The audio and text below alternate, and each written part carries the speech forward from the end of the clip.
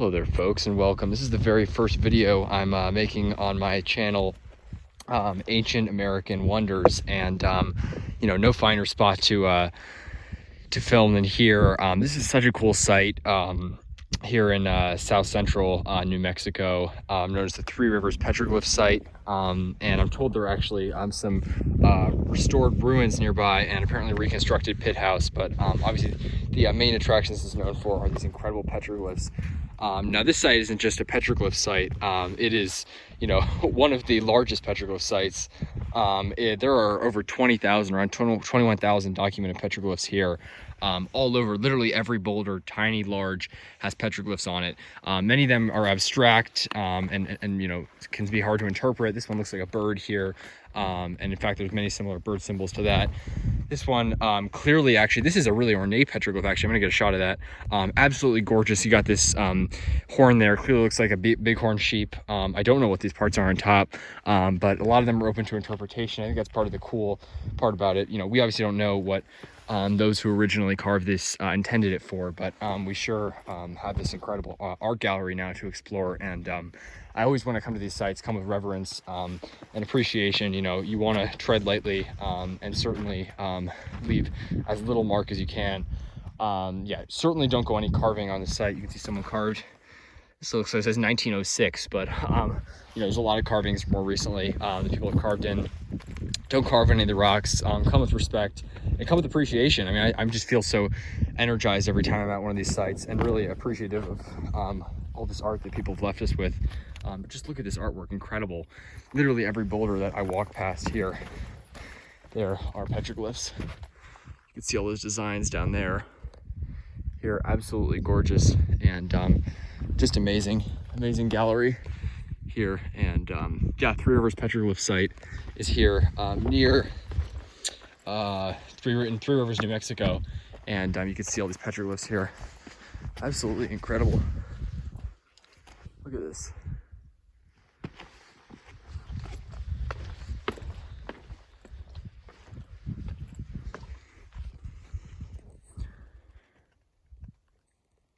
Truly remarkable site.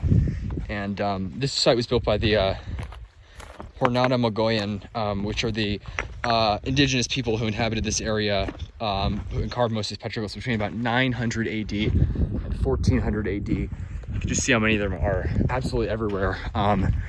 And yeah, the Mogollon people inhabited the area around southern New Mexico. They built the famous Gila cliff dwellings, which I've never seen, but they're absolutely incredible. They're in very south western New Mexico, near the Arizona border, not far from Mexico as well. And that's sort of the most well-known site of the Mogollon culture today.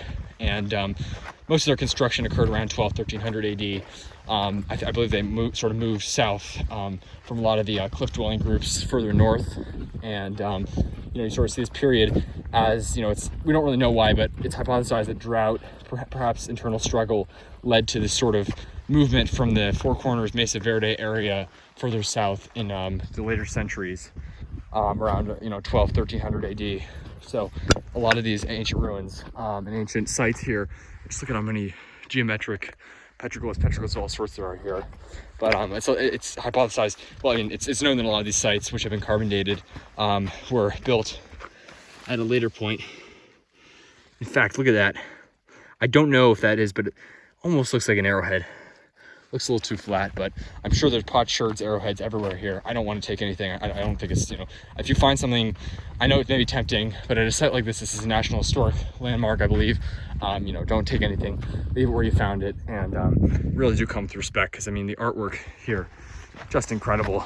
And yeah, the Jornada Mogollon, which is a specific like subgroup. There's all these subgroups of all the main, you know, the Mogollon are one of the main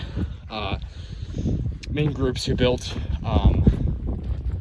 who built cliff dwellings sort of in the southern area of the Southwest and into northern Mexico. I believe the Casas Grandes site, a lot of these famous sites, Paquime's site in Chihuahua and Mexico was built by the Mogollon culture, but yeah, a lot of their building happened as said 1300 AD.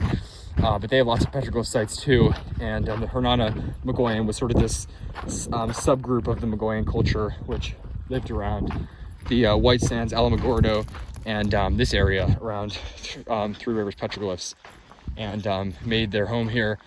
Like I said, there's cliff dwellings, maybe not cliff dwellings, but there's dwelling sites and pit houses. Pit houses, originally the Mongolian people started building pit houses probably around 500-600 AD, and then eventually moved to into not cliff dwellings, but more just permanent dwellings, above ground dwellings made out of rocks, and really incredible structures. And look at that sunset, just absolutely gorgeous views all around.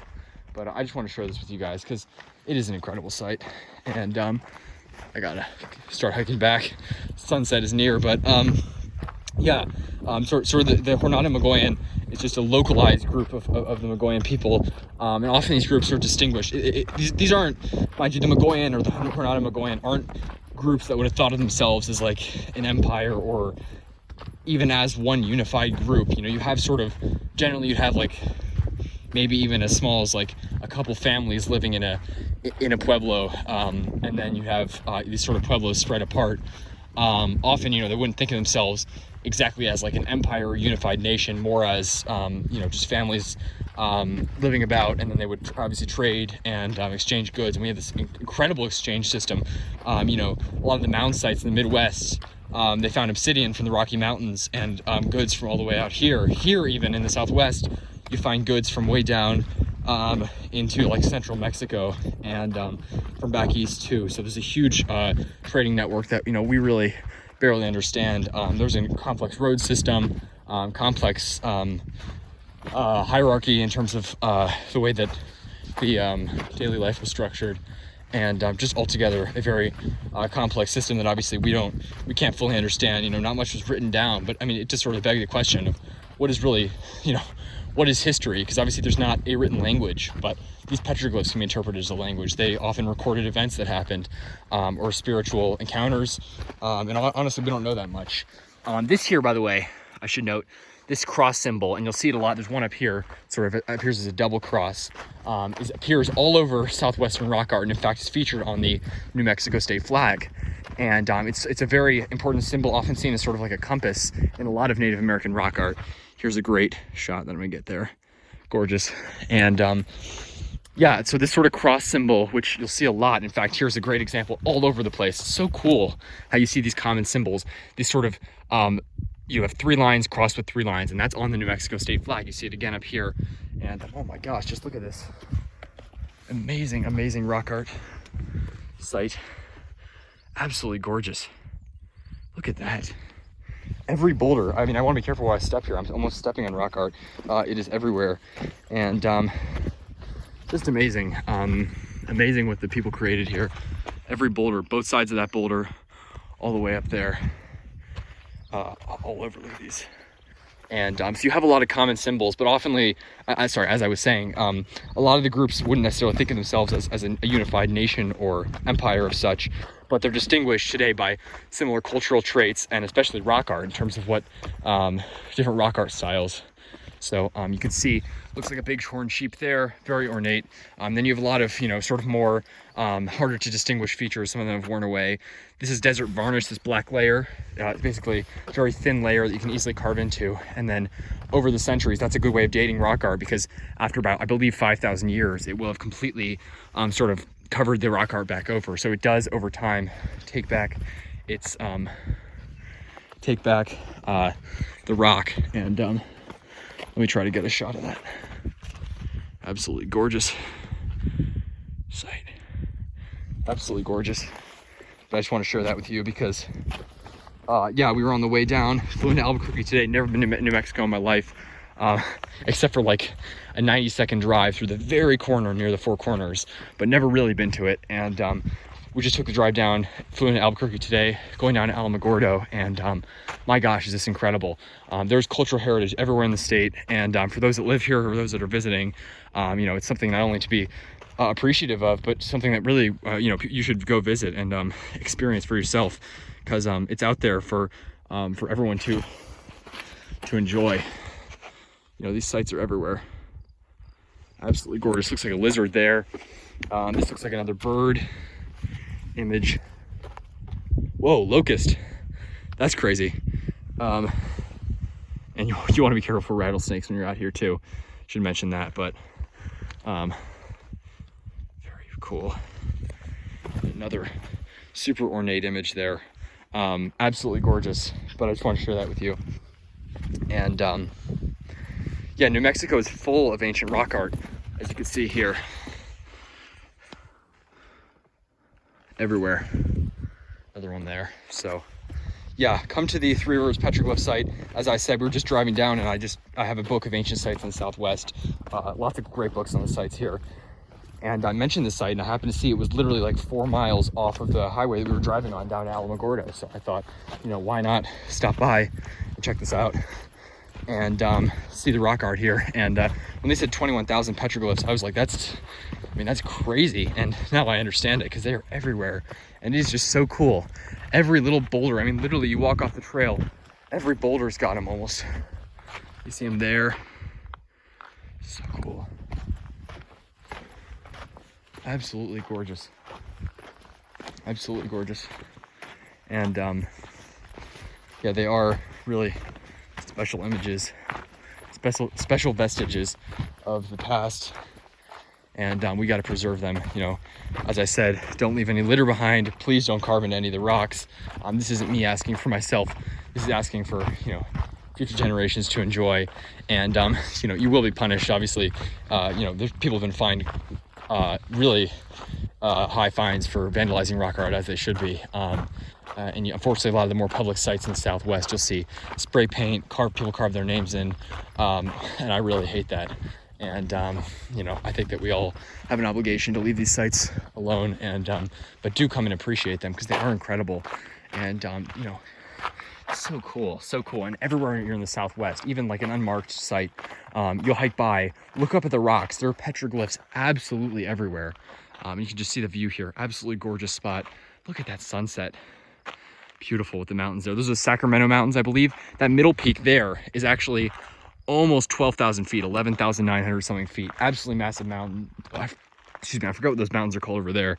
But yeah, this petroglyphs are everywhere, and really, really special. So I just want to share that with you guys, because I am an ancient history enthusiast, specifically Native American history. I'm just absolutely fascinated by it. And I do like to want to go to these sites. I mean, of course, you know, I don't believe that there are any known descendants from the, look at this, a lot of these appear throughout here. I don't believe there are any known descendants of the Mogollon today, or at least the Jornada Mogollon, but a lot of these people, you know, still, a lot of Native Americans, and New Mexico has a huge Native American population, still regard these sites as sacred, and a lot of them are descended from a lot of these either cliff-dwelling peoples, or a lot of the people that built these, that carve these petroglyphs. So I'm fascinated with the cliff dwellings.